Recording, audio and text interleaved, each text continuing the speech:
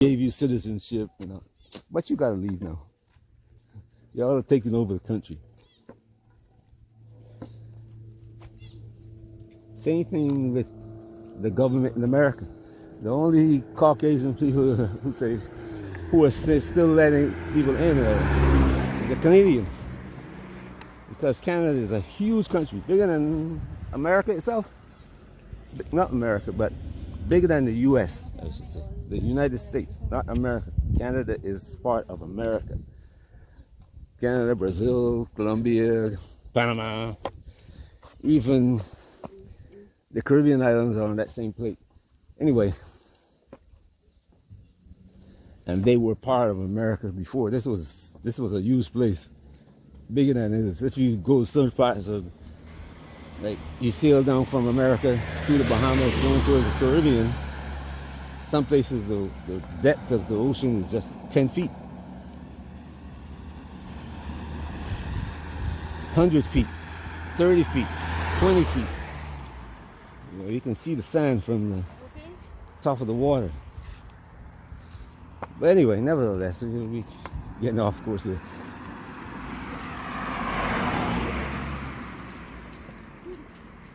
What's developing now, it's not developing. Some people is creating antagonism between the immigrants that came from Caribbean in the 60s, all the way from the 50s, 40s, 30s, and England. We came from Africa, the Caribbean, went to North America and Europe.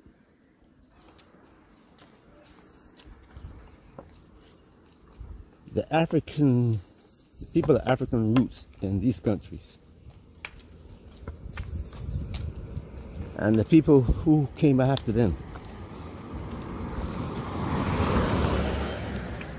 because Barbados was one of the points where they dropped off slaves. The British especially. The British used to drop off slaves in Barbados, and then those slaves would be redistributed throughout the Caribbean into North America and Canada. After the British decided to stop the slave trade, and this was not based on our gratitude, you know, you did such a great job and now we'll let you go free. You build our economies, our country. No. Morally and financially, it was getting to the price. Morally and financially, it was getting too high. Wow, these trucks going down the hill. Listen to those brakes.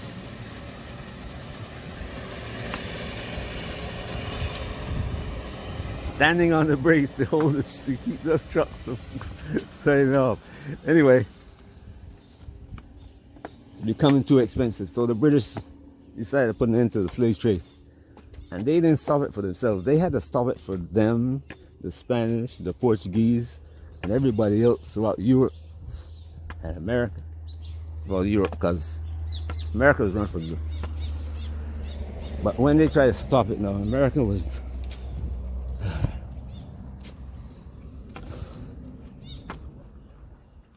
now becoming, you know, self-sustainable. So the War of Independence, as they call it, all right. The War of Independence came, and the British fought America, and now they had to stop the slave trade to keep America. They can see the rising country that's going to challenge them. And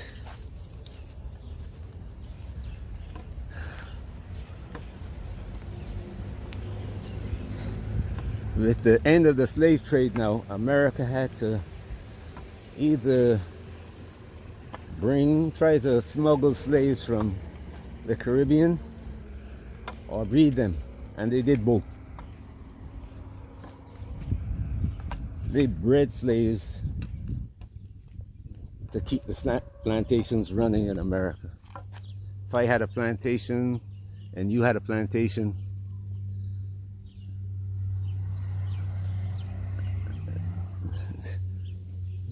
all the girls from the time they got to be about 12 years old, they were getting pregnant. Either by the slave master or the 6 or 7 strong men that he had on the plantation. And when they reached a certain age, they'd be sold. So they were trading.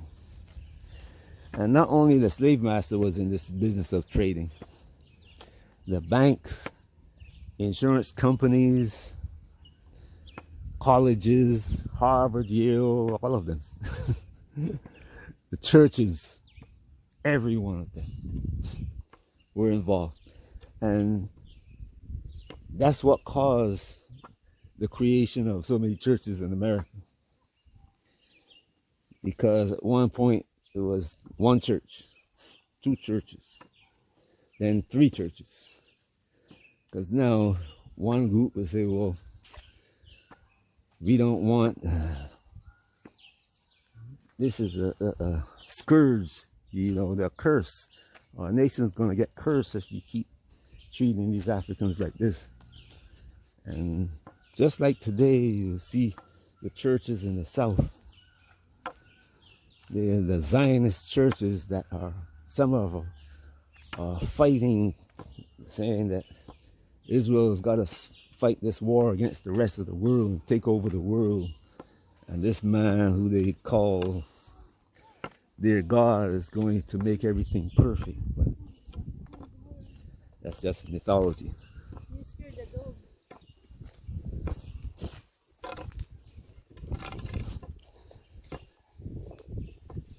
But just like today, you see so many different Baptists and this and that.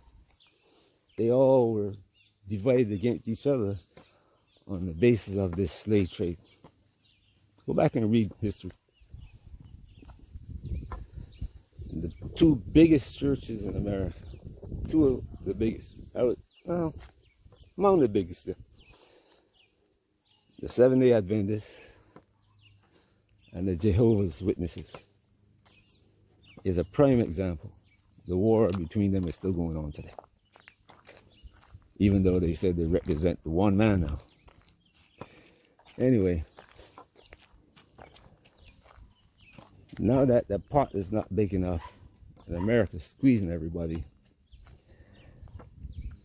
there's a realization, and they can see right now,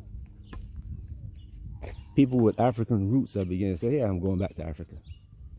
And when things get hard, tough in America and England, they are going to leave. We are going to leave. It said that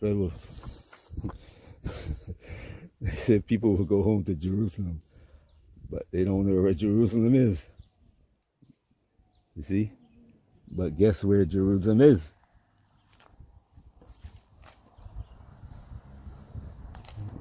That word Jerusalem is a funny word though.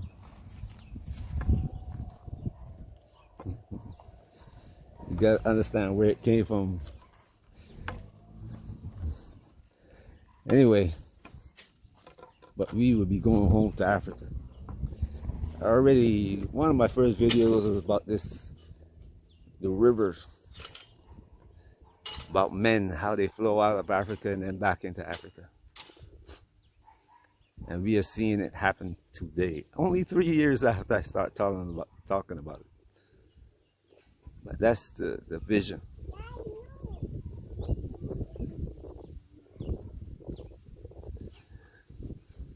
If you listen to Bob Marley, he told you that. I mean, he told you that, not only him, I mean, before me came Marcus Garvey and a lot of other people. That's how Liberia was formed.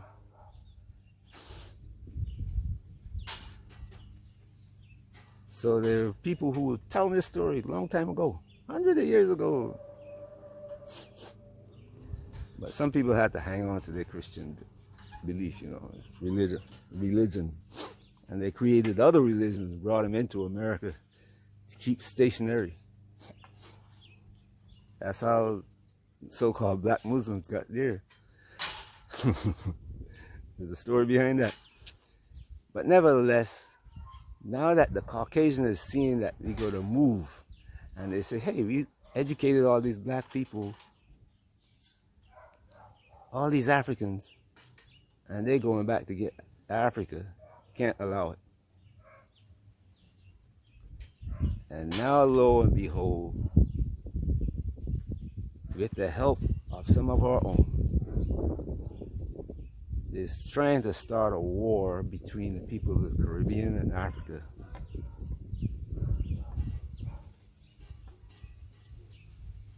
And the black people who were slaves in America. We all grew up on different houses, have different, well, sometimes our family values are the same, most of the time. But there are minor things between our families when we think about it. Good morning. Now, these people seeing that we are going to leave are now trying to cause us to fight among each other. And I'm surprised that the black leadership in the Caribbean and Africa and America is allowing this to happen. They're all silent about it. B1, FDA, you know. You see the same war unfold just before Biden came into office over reparations.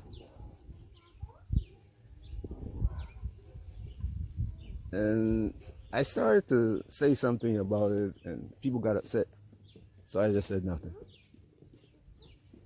It's like these people can't see. When things about to go south, that's going to cause African Americans and Caribbean people to start focusing on themselves. People step in. Even the black leadership step in to create animosity between us. This is what's happening. And you got foolish Africans that see, people want to tell me about the smiling African. And I keep telling people, look, these foolish Africans fall for the rope-a-dope. Foolish Caribbean people fall for the rope-a-dope. Don't know the history of what's going on. Your mind is focused on this Caucasian fella that you looking up in the sky hoping that he's going to come.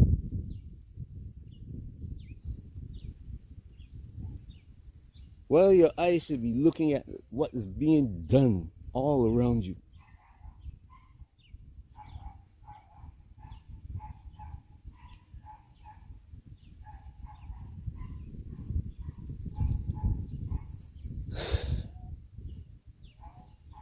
Sometimes it can be a little bit frustrating trying to do these videos. You gotta take a breath. Right now I'm at that point. So I'm gonna stop this video here. But look into this thing and stop the foolishness now. It's time to stop. You're gonna go down with this ship. You see 1 minute is steering in one direction and the next minute is steering in the other direction. The rudder is missing.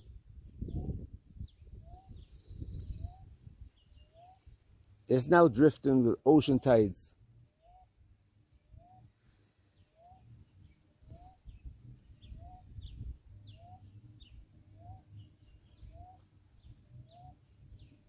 All around you, there are examples of people standing up.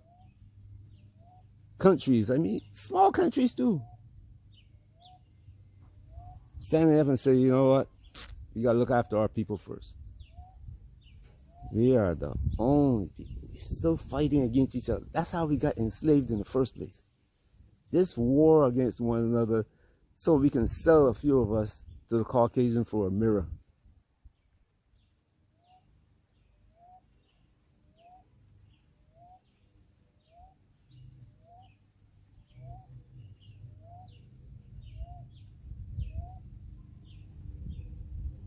The chief, the king,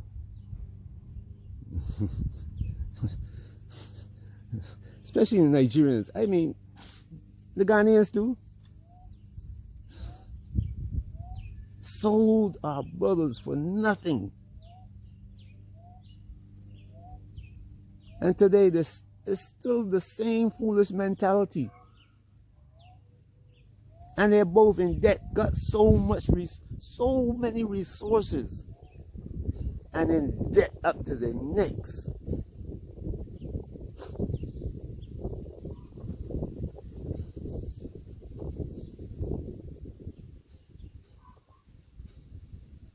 But anyway, stop this fight. I'm telling you now, Africa has no guarantee that by 2063 they're going to be strong enough to take their place at the table. Even among them now, they're saying, hey, we're going to give you a table at the UN. They're fighting over that. Killing each other.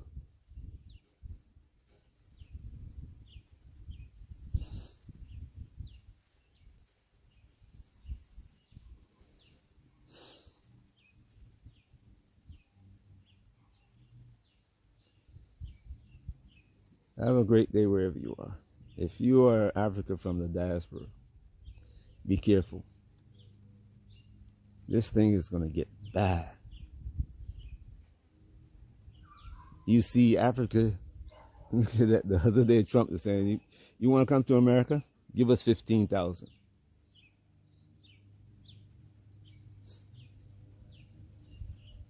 And they're Africans who are going to plunk down that 15,000. They're going to sell all their land.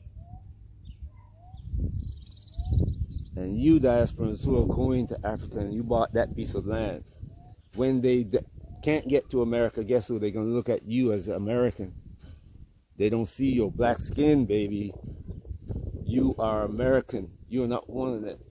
We want our land back. I've seen it happen in Gambia. People who left their land fallow, growing bush. You buy it and you come and clean it up and they get upset.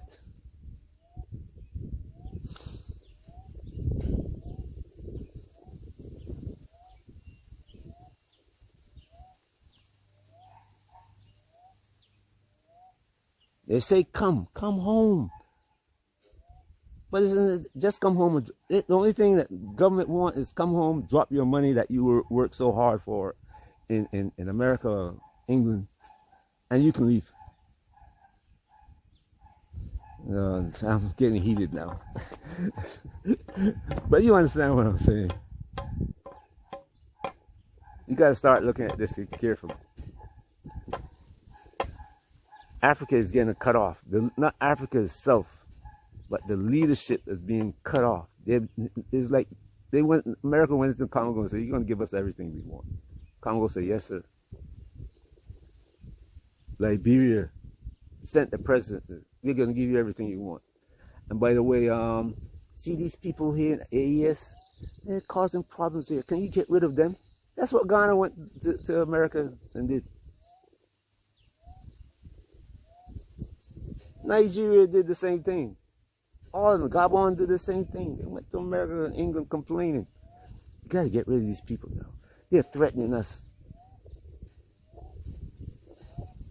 They're threatening stability. The stability. You mean all the people going hungry all the time? No proper health care, no education. You call that stability? But that's the Africa that you're going to have to change. And these rulers don't want you to change it.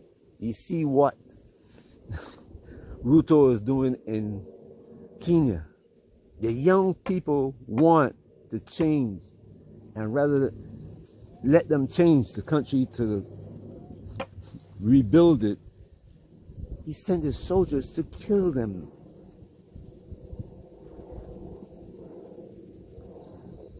Have a great day wherever you are. I keep repeating. Peace.